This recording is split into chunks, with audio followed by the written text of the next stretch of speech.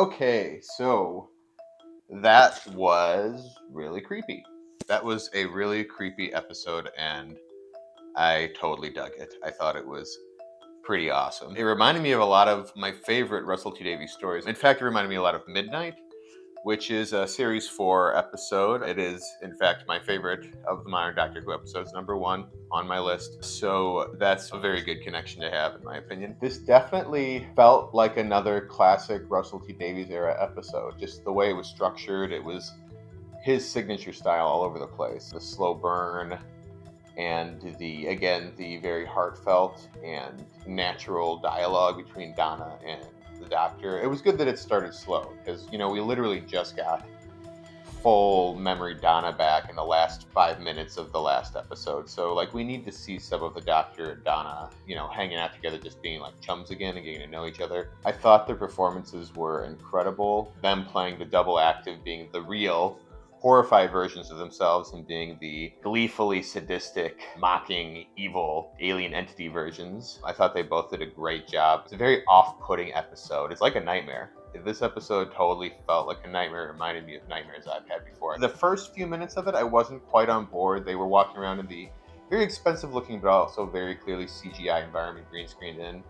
And I was getting Tom Baker's Underworld vibes, flashbacks. Watching that, if you've ever seen that episode, that was one of their first attempts at experimentation with a full green screen background, having characters entirely on green screen and putting the backgrounds in later, what eventually would become standard practice for movies like Avengers Endgame and so forth.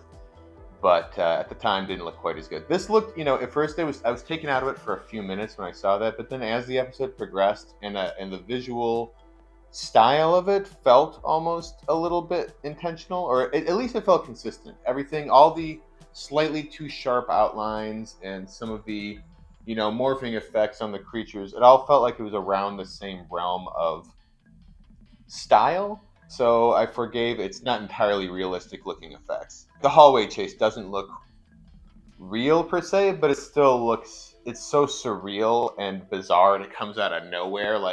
The episode goes from 0 to 100 and like that. When they jump in the car, they turn around, there's these giant monster versions of them chasing them.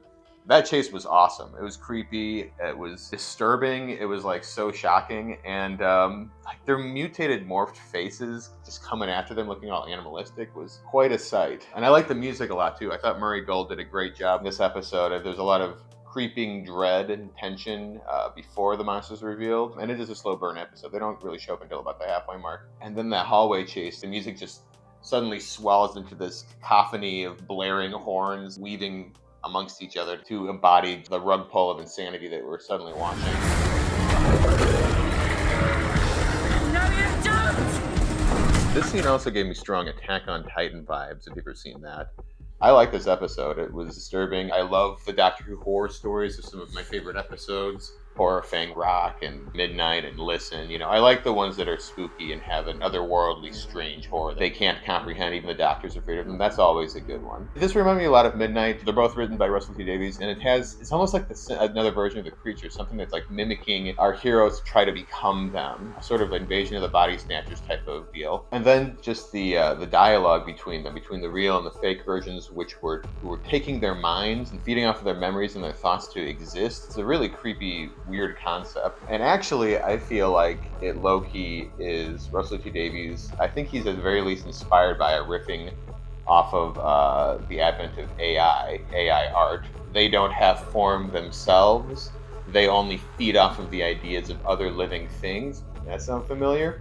And then the fact that the Doctor recognized who the fake Donna was, apparently by noticing that one wrist was a few centimeters too long. I assume the Doctor is not a fan of AI art because, as we all know, AI might look good from a distance, but if you look at the details, things start to look a little wonky. The connection of their arms being too long kind of echoes the whole hand issue that AI art seems to have for a long time, with amount of fingers and knuckles and so forth. Or Donna when she was like, how many knees?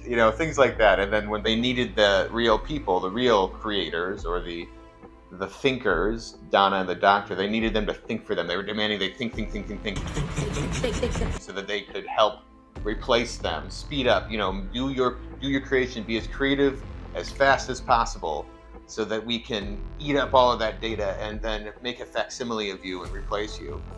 I don't know. Maybe I'm off my rocker. Maybe this is all tinfoil conspiracy theory type situation, but I just felt like there was a definite connection. Even like the blobby uncanniness of the creatures themselves reminded me of bad or strange cursed AI art, if you know what I mean. There's no big social commentary in it, but it just felt like it was pulling some of those threads of those ideas from this new technology that's happening right now. It is kind of like a worst nightmare scenario.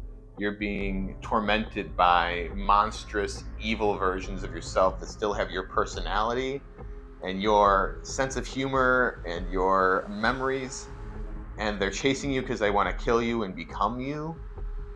It was very off-putting. You know, David Tennant shoving his head between his legs so it looked like his head was coming out of his ass. I never thought I'd see that image, but now it's indelibly burned in right here. Thank you very much, Russell T Davies and David Tennant, for that eternal image. The body horror was even though it didn't look all real, a lot of it looked kind of green screen and CGI. It still all felt consistent and the same, and it was just so off-putting and weird.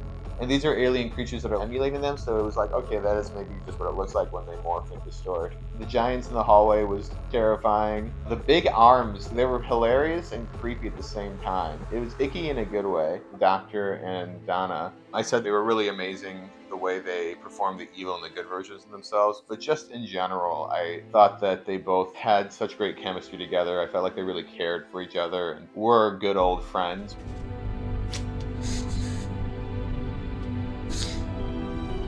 Rose is waiting. I will get you home.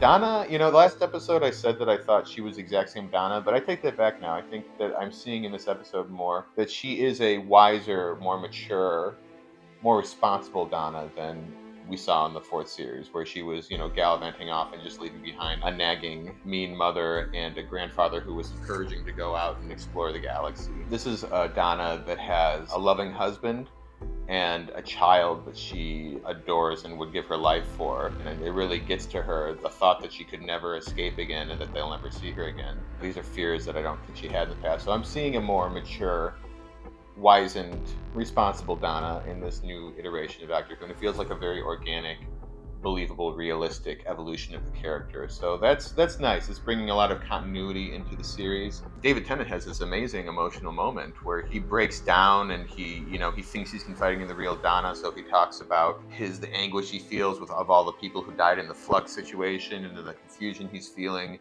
discovering that he's actually an orphan from unknown origins, and the origin of the species from the Timeless Child reveal. They acknowledged that and made a real meal out of the emotional potential of those scenarios, and I think that was really great for the series, because honestly, even though I didn't love the Timeless Child twist, I also didn't absolutely hate it. I'm a little bit ambivalent, let's see where this goes about it. I do not love the idea of the Doctor being the chosen one.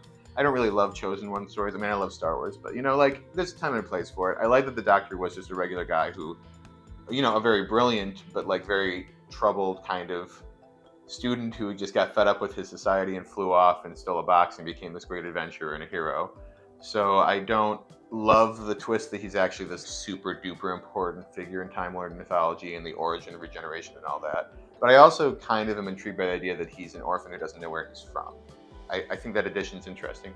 Regardless, I like that Russell T Davies respected the previous showrunner enough to bring forward his plot threads and his ideas from the previous era, as every other showrunner of the modern series has done. Even with all the wackiness and the timey-wimey crisscrossing of timelines and retconning of the lore and history of the Doctor's past, that's all additions to the lore. There are very few erasures or outright nullifications of storylines in the Doctor Who universe. All that stuff really happened with character, except for when he said he was half human. People, they totally ignored that forever since then. But maybe that'll come back. Maybe someone will pick up that thread again someday. Who knows? It was nice to pay respect to Chris Chibnall's contribution to the story, even if you don't agree with it. It makes the show feel consistent and you're following the same character the whole way through. And who knows? Maybe some amazing storylines will get spun out of that concept in the future that we're not even anticipating or aware of right now. Oh, and the ending where Donna almost gets left behind, that was heart and mouth. situation. I thought that they were really going to pull some sort of BS twist and incinerate Donna on this ship for like a second. I thought we were going to have evil Donna and they have to go back and like change the timeline. But thank goodness the Doctor noticed not her demure, weird alien smirking she was doing all over the TARDIS. Not that. He did notice that her wrist was 6/8 of an inch or something too long. That was what clued him in. But thank God that hallway explosion was really taking its time. It was a slow explosion. Must have been many hundreds of miles away. That leopard David Tennant ran really fast. And she was able to get onto the TARDIS, thank goodness, and we still have our good Donna. Oh, and then we get to see Wilf at the end.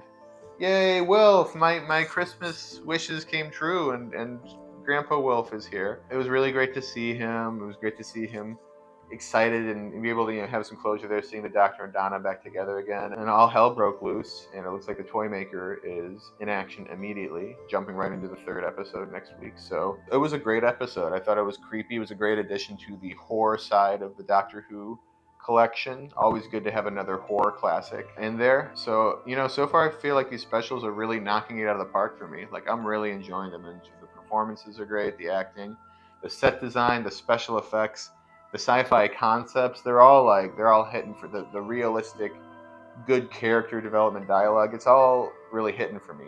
Cinematic direction, great score by Murray Gold. The only little thing about it was it felt a little green screeny and a little CGI at parts, but I feel like it all held together and was such a well-written, creepy, off-putting story with interesting, even though they really swung for it with the ambition of the visuals. And some shots did look legitimately like cool and creepy. The whole hallway chase and them like getting squished and twisted in the hallway, that all looked pretty great. So yeah, overall, yeah, a great episode. A new favorite for me, for sure. I'm really digging these 60th anniversaries. I can't wait for this 3rd one. I think Neil Patrick Harris is probably going to kill it as the Toy Maker.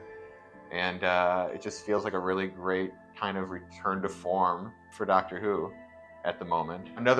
Perhaps another renaissance? Who knows? Who knows? It feels like it's in very confident, ambitious hands right now, and that excites me. So yeah, that's all I got to say. That's it. That's my quick thoughts. So anyways, until next time, Kay, signing out.